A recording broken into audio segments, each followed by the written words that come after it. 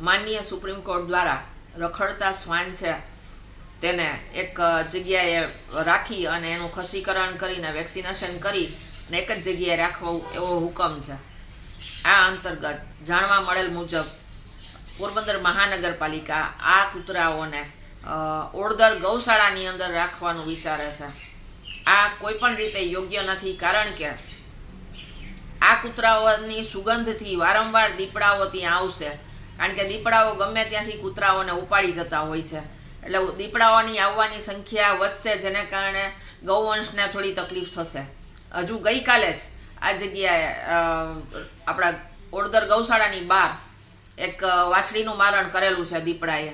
એટલે વારંવાર દીપડાઓ અહીં આવે જ છે.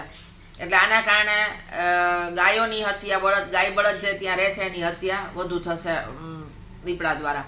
બીજું, ખાપટ બાજુ પણ એક જગ્યા છે જ્યાં કૂતરાઓને અલગ રાખી શકાય એવું છે.